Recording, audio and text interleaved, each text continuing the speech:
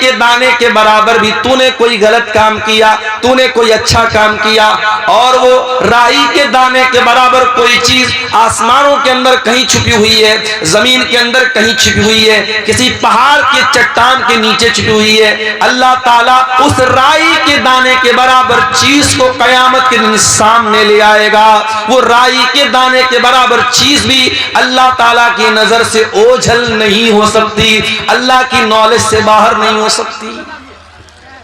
तू क्या समझता है तेरा कमरा बंद कर लेने से, तेरे कमरे की लाइट ऑफ कर देने से, तेरे अपने मोबाइल की हिस्ट्री को डिलीट कर देने से, तेरे व्हाट्सएप की चैटिंग को खत्म कर देने से तेरे गुनाहों पर पर्दा पड़ गया? अल्लाह को नहीं मालूम है? तू अल्लाह को बेवकूफ बना लेगा? नहीं मेरे भाई, अल्लाह को सब पता है। इसलिए अगर गुनाहों से बचना है, अल्लाह को पहचानो मेरे प्यारे साथी। हजरत मरियम कहती हैं, इन्नी अऊज़ु बिर्रहमानि मिनका इन कुन्त तक़िया। ऐ आने वाले इंसान, मैं रहमान की पनाह चाहती हूं, अगर तू अल्लाह से डरने वाला है, मेरे करीब ना आना, मेरे पास ना आना। अच्छा, फरिश्तों के अंदर शहवत नहीं होती।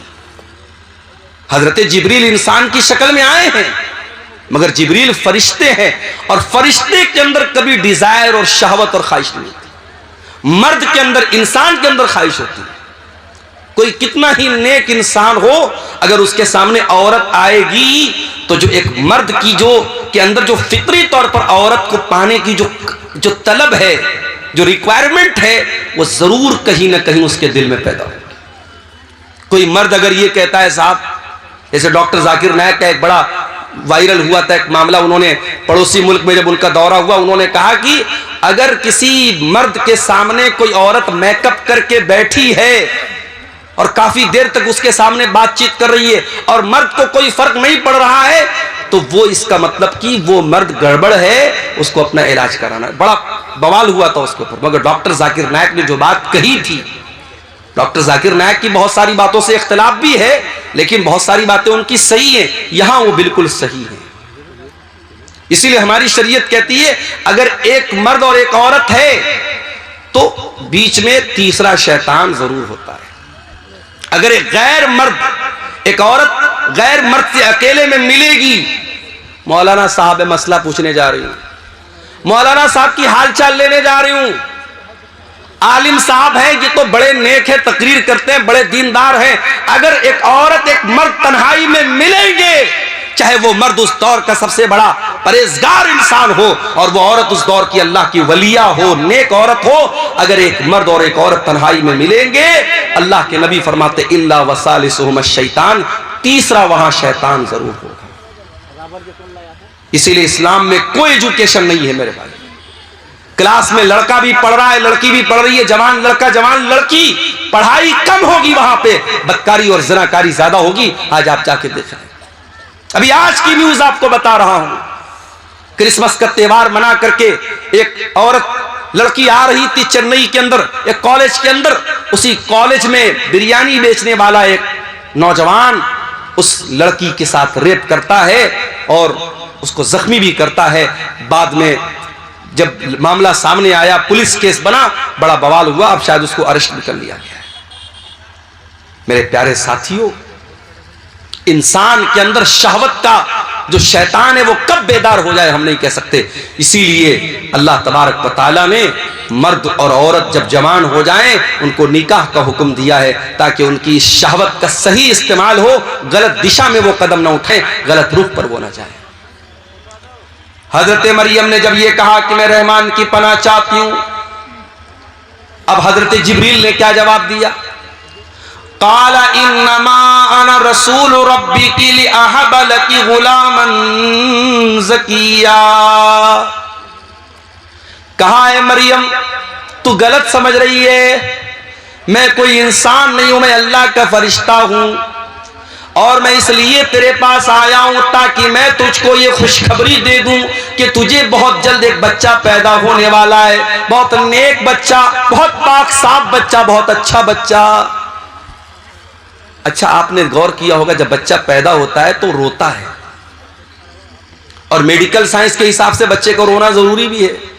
बच्चा नहीं रोता है तो प्रॉब्लम हो जाती है। बास बच्चे नहीं रोते हैं तो बाद में बड़ी बीमारियां पैदा हो जाती। बास बच्चे तो बोल ही नहीं पाते अगर पैदाइश के समय वो नहीं रोते हैं। मगर अल्लाह के नबी फरमाते जब बच्चा पैदा होता है तो शैतान उसे कचोका मारता है, चोट पहुंचाता है। शैतान उसे मारता है और वो बच्चा रोता है। और शैतान दुनिया के हर बच्चे को मारता है, मगर एक बच्चा ऐसा था इसको शैतान मार नहीं सका। और वो बच्चा कौन था? वो मरियम का बच्चा था। उसका नाम ईसा बिन मरियम था। हजरत जिब्रील ने कहा कि ऐ मरियम, ऐसा बच्चा पैदा होने वाला है तुझे, गुलामन ज़किया, जो बहुत नेक बच्चा होगा। क़ालत अन्ना यकूनु ली गुलाम वलम यमससनी बशरुन वलम अकु बग़िया। मरियम कहने लगी मुझे बच्चा कहां से होगा, मैं तो कुंवारी हूं, मैं तो वर्जिन हूं, मेरी शादी नहीं हुई है, आज तक किसी इंसान ने मुझे टच नहीं किया है, और ना मैं ज़िनाकार औरत हूं, मैं बदकार औरत हूं, ये बच्चा कैसे मुझे पैदा होगा। क़ाल कज़ालिक, हजरत जिब्रील ने कहा कि अल्लाह का हुक्म है और तुम्हें बच्चा पैदा होगा। क़ाल रब्बुकी हुवा अलैया हय्यिन, आपका परवरदिगार ये कह रहा है कि ये मेरे लिए आसान है। वलिनजअलहु आयतन लिन्नासी, और अल्लाह ताला आपके बच्चे को बगैर बाप के पैदा करेगा ताकि वो बच्चा दुनिया के लिए एक निशानी बन जाए। वकाना अम्रम मक़दिया, और ये अल्लाह का हुक्म है जो पूरा होकर के रहेगा। अब मरियम प्रेग्नेंट हो गई। अब ये वजाहत कुरान में नहीं है कि ये प्रेगनेंसी पूरे 9 महीना रही या चंद दिन रही। फहमलतहु, मरियम के पेट में ईसा अलैहिस्सलाम वजूद में आ गए। मरियम के पेट में ईसा अलैहिस्सलाम वजूद में आ गए। मरियम को हमल ठहर गया। फंतबज़त बिही मकानन क़सिया, और जब मरियम ने यह देखा कि पेट ज्यादा फूल गया है और अब लोग सवाल उठाएंगे, मरियम वहां से बहुत दूर निकल गई, आबादी से दूर चली गई, मस्जिद अक्सा से दूर चली गई ताकि लोगों के सवालों का जवाब न देना पड़े। फहमलतहु फंतबज़त बिही मकानन क़सिया, मरियम के पेट में ईसा अलैहिस्सलाम आ गए और मरियम अपने हमल के साथ, अपने पेट के बच्चे के साथ मस्जिद अक्सा से दूर चली गई। फ़अजाअहल मखाज़ु इला जिज़इन नख़ला, और जब बच्चे की पैदाइश का टाइम आया, जब दर्दे ज़े का टाइम आया, जब लेबर पेन का टाइम आया, जब बच्चे की पैदाइश का टाइम आया, हजरत मरियम मजबूर हो गई, तड़पने लगी और एक खजूर के पेड़ के पास जाके वहां पहुंच गई। दर्दे ज़े ने उनको मजबूर किया, वो एक पेड़ के पास पहुंच गई। बच्चे की पैदाइश का टाइम है, मरियम कुंवारी है, उनको ये तो पता है कि ये बच्चा अल्लाह ताला की तरफ से बगैर बाप के पैदा हो रहा है, अल्लाह की कुदरत की एक निशानी है। मगर मरियम को इस बात की फिक्र है, कल जब ये बच्चा जन्म लेगा मैं दुनिया को क्या बताऊंगी, मैं दुनिया को क्या मुंह दिखाऊंगी। एक पाक दामन औरत, एक नेक औरत, एक दीनदार औरत अपने चेहरे की खूबसूरती से ज्यादा, अपने बदन की ज्वेलरी से ज्यादा, अपने कपड़ों से ज्यादा अपने कैरेक्टर की, अपने किरदार की फिक्र करती है। मेरे भाइयों, मेरी प्यारी माँ और बहन, मरियम को चिंता है मेरे कैरेक्टर पर लोग सवाल उठाएंगे, मैं क्या बोलूंगी। क़ालत या लैतनी मित्तु क़ब्ल हाज़ा, मरियम कहने लगी कि काश आज के पहले मैं मर गई होती। व कुन्तु नसियम मनसिया, कोई मेरा नाम तक न जानता, मैं भूली बसरी कहानी बन गई होती, लोग मेरा नाम तक न जानते। ये कौन सी मुसीबत मेरे सर पे आ गई। ऐ मरियम, ये मैं तू क्या जवाब देगी लोगों को। ऐ काश है मरियम तुम मर गई होती। मरियम अपने आप से कह रही तुम मर गई होती। अल्लाह अकबर। इस जुमले में मरियम के कर्ब को महसूस कीजिए मेरे भाई, मरियम के दिल की पीड़ा को महसूस कीजिए। मरियम के दिल के अंदर जो अपने किरदार की जो फिक्र है, जो चिंता है, उसको महसूस कीजिए। मरियम कहती है काश मैं मर गई होती, मुझे कोई मेरा नाम तक न जानता, कोई मेरा जिक्र तक न करता। फनादाहा मिन तहतिहा अल्लाह तहज़नी क़द जअल रब्बुकी तहतकी सरिया। अब मरियम को बच्चा पैदा हो रहा है। दुनिया में औरतों को बच्चा पैदा होता है तो कोई ना कोई डॉक्टर होता है, दाई होती है, कोई डिलीवरी कराने वाला होता है। ये दुनिया का ऐसा बच्चा है, कोई डिलीवरी कराने वाला नहीं है। फरिश्ता कहता है, फरिश्ते की आवाज आती है, ऐ मरियम तू डर मत, तू घबरा मत। कद जाल रब्बुकी तहतकी सरिया, जरा देख अल्लाह ताला ने तेरे नीचे नहर का इंतजाम कर दिया है, तुझे पानी की कमी ना हो, तू डिहाइड्रेशन का शिकार ना हो। ऐ मरियम बच्चे की पैदाइश के बाद तुझे पानी चाहिए, कौन तुझे पानी ला के देगा? ऐ मरियम देख अल्लाह ताला ने तेरे लिए पानी का इंतजाम कर दिया, तेरे नीचे से नहर जारी हो गई है। वहुज़्ज़ी इलैकी बिजिज़इन नख़ला, और ऐ मरियम जरा इस खजूर के पेड़ को तू हिला के तो देख, जब तू इसको हिलाएगी, वहुज़्ज़ी इलैकी बिजिज़इन नख़लति तुसाक़ित अलैकी रुतबन जनिया, तो तेरे ऊपर पकी हुई खजूरें गिरेंगी, ये पकी हुई खजूर तू खा लेना। बाज़ उलमा कहते हैं कि डिलीवरी के टाइम औरतों को आयरन की बड़ी कमी होती है, इसीलिए जब औरतें जब प्रेग्नेंट होती हैं तो डॉक्टर लोग उनको आयरन की टेबलेट खिलाते हैं, और खजूर के अंदर आयरन बहुत होती है। तो मरियम को अल्लाह ताला ने खजूर खिलवाई। खजूर और पानी बहुत जरूरी है एक ऐसी औरत के लिए जिसको डिलीवरी हुई हो। एक बात तो ये पता चली।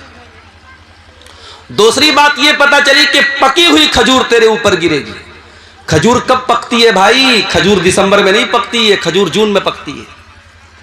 बाज़ उलमा ने इस आयत से ये इस्तिदलाल किया है कि ईसा अलैहिस्सलाम कभी 25 दिसंबर को पैदा हो ही नहीं सकते, ये फर्जी तारीख है, गलत तारीख है। ईसा अलैहिस्सलाम जब भी पैदा हुए होंगे मई और जून के महीने में पैदा हुए होंगे, जो फलस्तीन के इलाके में मुल्क शाम में गर्मी का मौसम होता है, दिसंबर को हर जगह सर्दी का मौसम होता है। खजूर पकी हुई खजूर तेरे ऊपर गिरेगी। अच्छा, एक सबक और मिल रहा है। मरियम को बच्चा हुआ है। औरत दुनिया की सबसे कमजोर अवस्था में कब होती है? जब बच्चा पैदा होता है। उस कमजोर अवस्था में भी अल्लाह ताला मरियम को हुक्म क्या दे रहा है कि ऐ मरियम ये पेड़ तू हिलाएगी तब तुझे खजूर मिलेगी। अल्लाह ताला के लिए क्या नामुमकिन बात थी मेरे भाई। अल्लाह फरिश्ते को हुक्म दे देता और एक प्लेट में खजूर सजा के मरियम को लाके दे दी जाती, मगर नहीं, अल्लाह ने एक सबक ये भी दिया, जब हरकत करोगे तब बरकत आएगी। हरकत से बरकत आएगी। मुसलमान समझता है बैठ के हम दुआएं करेंगे और हमारी मस्जिदें सब सुरक्षित हो जाएंगी, हम दुआएं करेंगे और हम पर जुल्म करने वाले सब जो है बर्बाद हो जाएंगे। नहीं मेरे भाई, आपको हरकत भी करना पड़ेगा, आपको एक्टिव भी होना पड़ेगा। आप सदियों से जो जिंदगी जीते चले आए हैं वही जिंदगी आप जी रहे हैं। 50 साल पहले भी सीमांचल का इलाका पिछड़ा हुआ था, आज भी आप पिछड़े हुए हैं।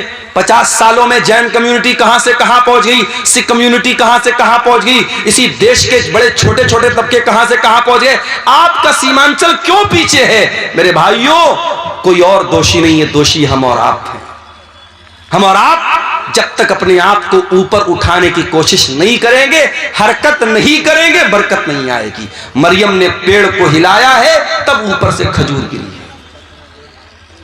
फकुली वशरबी वकर्री आईना, ऐ मरियम तू ये खजूर खा ले, ये पानी पी ले, ये खजूर खा करके पानी पी करके वकर्री आईना, ऐ मरियम तू अपनी आंखों को ठंडी कर ले, तू टेंशन न ले, तू चिंता न कर, तू फिक्र न कर। फकुली वशरबी वकर्री आईना फइम्मा तरयिन्ना मिनल बशरि अहदन फकुली इन्नी नज़रतु लिर्रहमानि सौमन फलन उकल्लिमल यौमा इंसिया।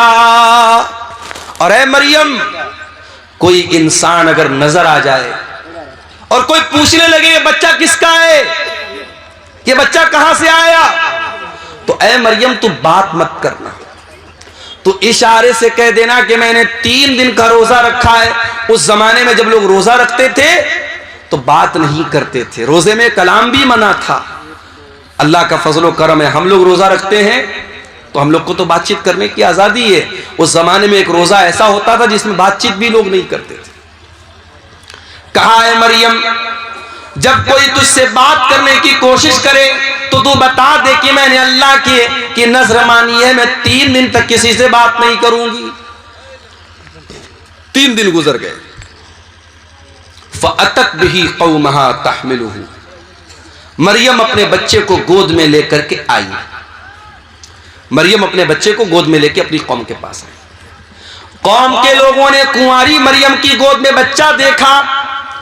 सारी कौम जानती है मरियम कुंवारी है, उनकी शादी नहीं हुई है। मरियम की गोद में बच्चा देखकर क़ालू लक़द जीति शैअन फ़रिया,